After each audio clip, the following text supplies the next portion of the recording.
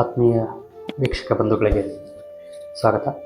ಈ ದಿನ ಮತ್ತೊಂದು ಪಂಚತಂತ್ರದ ಕಥೆಯೊಂದಿಗೆ ನಾನು ನಿಮ್ಮ ಮುಂದೆ ಇದ್ದೇನೆ. ಈ ದಿನ ಆಶ್ರಯವನ್ನು ಬಯಸಿ ಬಂದಂತಹ ಪ್ರಾಣಿಗಳಿಗೆ ಆಶ್ರಯವನ್ನು ನೀಡದೇ ಇದ್ದರೆ ನಮಗಿರುವಂತಹ ಸೌಲಭ್ಯಗಳು ಇಲ್ಲದ ಹಾಗೆ ಆಗುತ್ತೆ ಅನ್ನೋವಂಥ ವಿಚಾರವನ್ನು ಹೊಂದಿರುವಂತಹ ಕಥೆಯನ್ನು ನೋಡೋಣ. ಸ್ವರ್ಣಹಂಸ, ಸ್ವರ್ಣಪಕ್ಷಿ ಮತ್ತು ರಾಜನ ಕಥೆ ಅಂತ ಹೇಳಿ.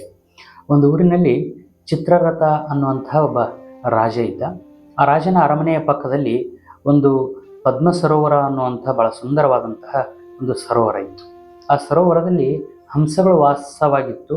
ಅದು ಸ್ವರ್ಣಮಯ ಹಂಸಗಳು.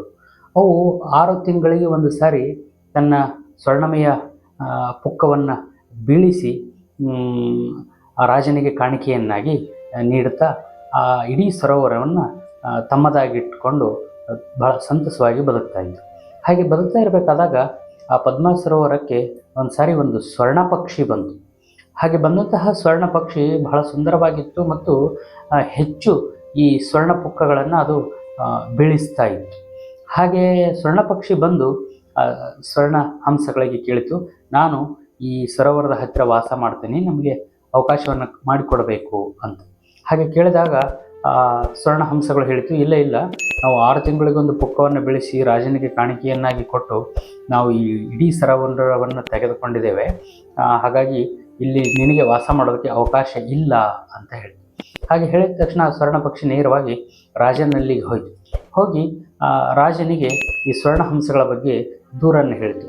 ರಾಜ ನಾನು ಸ್ವರ್ಣ ಹಂಸಗಳನ್ನು ಕೇಳಿ ಅಲ್ಲಿರೋದಕ್ಕೆ ವಿನಂತಿಸಿಕೊಂಡೆ, ಆದರೆ ಆ ಹಂಸಗಳು ಒಪ್ಪಲಿಲ್ಲ. ಕೊನೆಗೆ ನಾನು ರಾಜನ ಹತ್ತಿರ ಹೋಗಿ ರಾಜನಿಗೆ ಹೇಳ್ತೀನಿ ಅಂತ ಹೇಳಿದಾಗ ಆ ಹಕ್ಕಿಗಳು ಹೇಳಿತು, ಆ ಸ್ವರ್ಣ ಹಂಸಗಳು, ರಾಜನಿಗಾದರೂ ಹೇಳು ಮತ್ತಾರಿಗಾದರೂ ಹೇಳು, ನಾವು ರಾಜನನ್ನೇ ಈ ಸ್ವರ್ಣ ಪುಕ್ಕಗಳನ್ನು ಕೊಟ್ಟು ಈ ಜಾಗವನ್ನು ರಾಜನಿಂದ ಕೊಂಡುಕೊಂಡಿದ್ದೇವೆ. ಹಾಗಾಗಿ ನೀನು ರಾಜನ ಹತ್ತಿರ ಹೋದರೂ ನಮಗೇನೂ ಭಯ ಇಲ್ಲ, ನಾವು ನಿನಗೆ ಇಲ್ಲಿ ಇರೋದಕ್ಕೆ ಅವಕಾಶವನ್ನು ಕೊಡೋದಿಲ್ಲ ಅಂತ ಹೇಳಿದ್ವು ಅಂತ ಹೇಳ್ತು. ಹಾಗೆ ಹೇಳಿದ ತಕ್ಷಣ ಸ್ವರ್ಣ ಪಕ್ಷಿಯ ಮಾತನ್ನು ಕೇಳಿದಂತಹ ರಾಜ ತನ್ನ ಸೇವಕರನ್ನು ಕರೆದು, ನನಗೆ ಹೀಗೆ ಅಪಮಾನಕರವಾಗಿ ಮಾತನಾಡಿರುವಂತಹ ಹಂಸಗಳನ್ನೆಲ್ಲವನ್ನು ಕೊಂದುತ್ತಾ ಅಂತ ಆದೇಶ ಮಾಡಿದ. ಹಾಗೆ ಮಾಡಿದ ತಕ್ಷಣ ರಾಜಪುರುಷರೆಲ್ಲರೂ ಕೈಯಲ್ಲಿ ದೊಣ್ಣೆಯನ್ನು ಹಿಡ್ಕೊಂಡು ಆ ಪದ್ಮ ಸರೋವರದ ಹತ್ರ ಹೋದರು.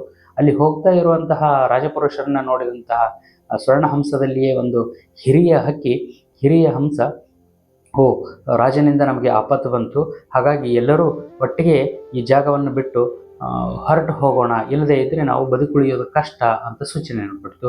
ಹಾಗೆ ಆ ಹಿರಿಯ ಸ್ವರ್ಣಹಂಸದ ಸೂಚನೆಯ ಮೇರೆಗೆ ಎಲ್ಲ ಸ್ವರ್ಣಹಂಸಗಳು ಆ ಸ್ಥಳದಿಂದ ಹೊರಟೋಯಿತು. ಹೀಗೆ ಆ ಸ್ವರ್ಣಹಂಸದ ವಾಸಸ್ಥಾನ ಮುಂದಿನ ದಿನಗಳಲ್ಲಿ ಅವುಗಳಿಗೆ ಸಿಗದ ಹಾಗಾಯಿತು ಅಂತ. ಆ ಸ್ವರ್ಣ ಪಕ್ಷಿಗೆ ಅವಕಾಶವನ್ನು ಮಾಡಿಕೊಟ್ಟಿದ್ರೆ ಸ್ವರ್ಣ ಪಕ್ಷಿ ಮತ್ತು ಸ್ವರ್ಣಹಂಸಗಳೆಲ್ಲವೂ ಒಟ್ಟಿಗೆ ಸುಖವಾಗಿ ಬದುಕೋದಕ್ಕೆ ಅವಕಾಶ ಇತ್ತು.